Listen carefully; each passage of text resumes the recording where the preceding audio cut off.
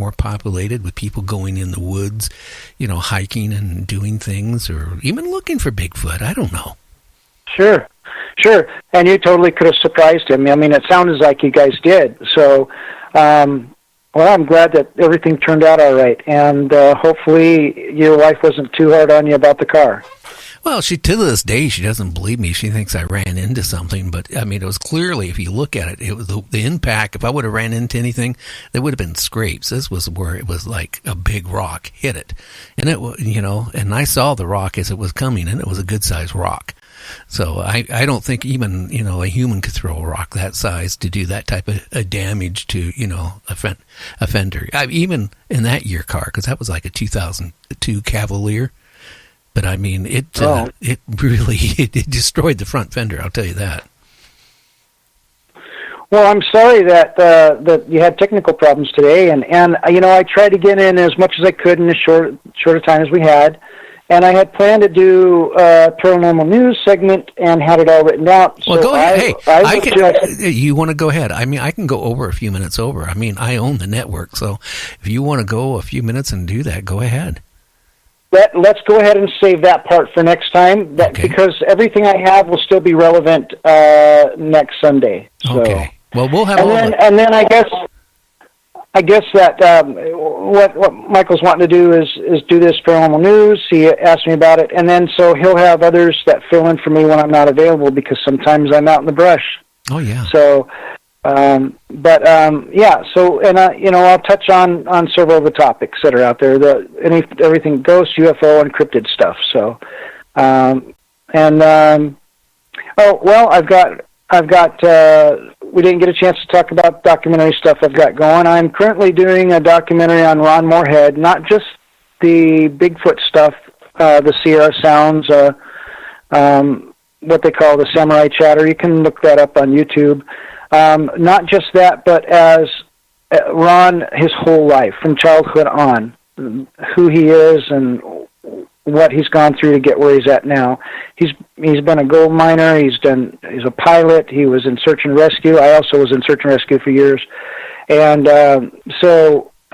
he's a really close friend of ours. And so one of the times where we were spending the weekend at his house, I said, "Hey, how about I do a documentary on you? I think your life story needs to be told. You're like an onion, a human onion. You got all these layers, and they're all very interesting."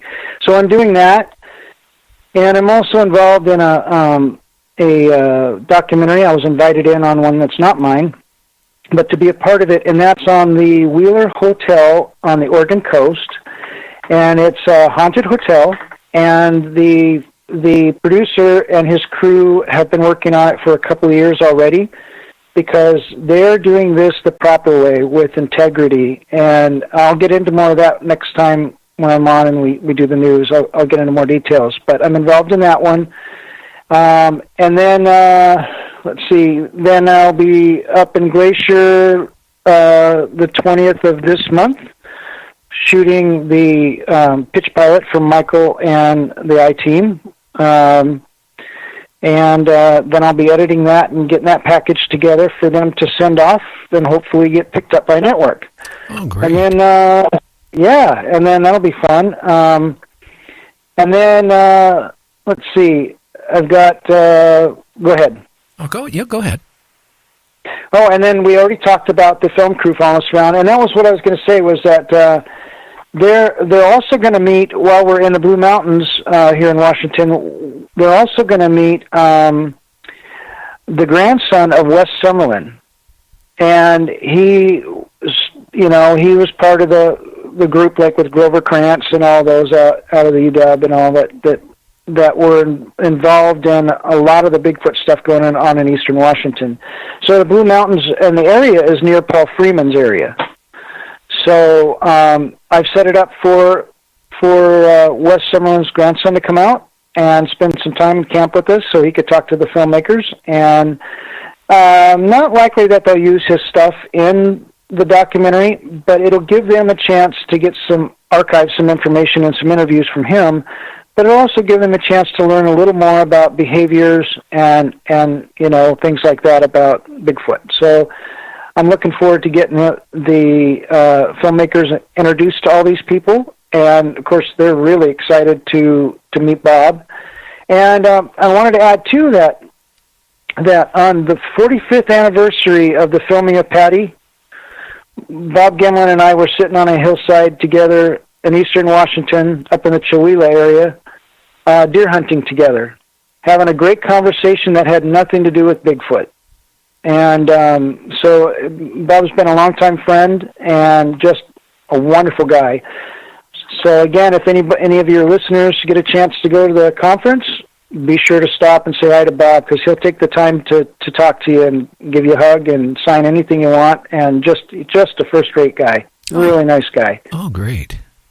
Hey, well, I want to go ahead. Oh, I just wanted to thank you for coming on tonight and bearing with us through all the technical problems we were having. Yes, no problem. Sorry that happened for you. Okay, well, I'm going to have to wind it down here. I do appreciate you being on, and we'll have it all taken care of by the next time you're on.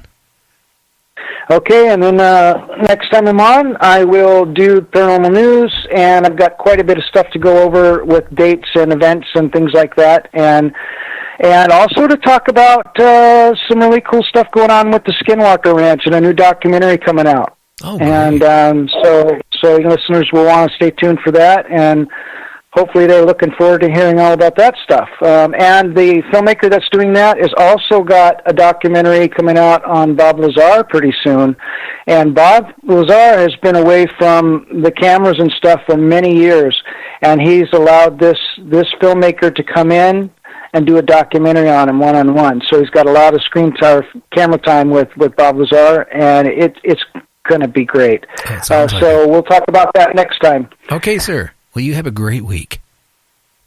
Oh, you too, Gary. Thanks so much for having me on. Okay, thank you. And I just want to say to your listeners, keep looking up. Okay, take care.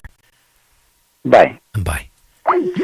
Okay, well, hopefully we'll have all the glitches figured out on Michael's end there with his Skype by next weekend, and I'll spend time with him this week and get it going.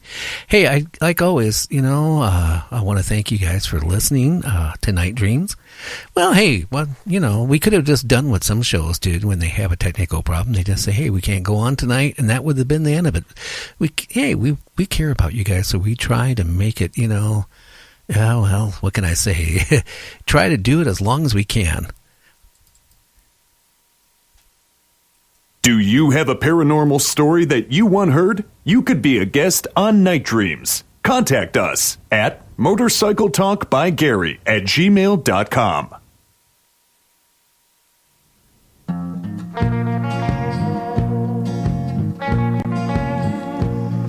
There once was a man who had some land in eastern Washington, and on his land this man he had a deep dark hole upon. People came from miles around to throw their trash down in to see how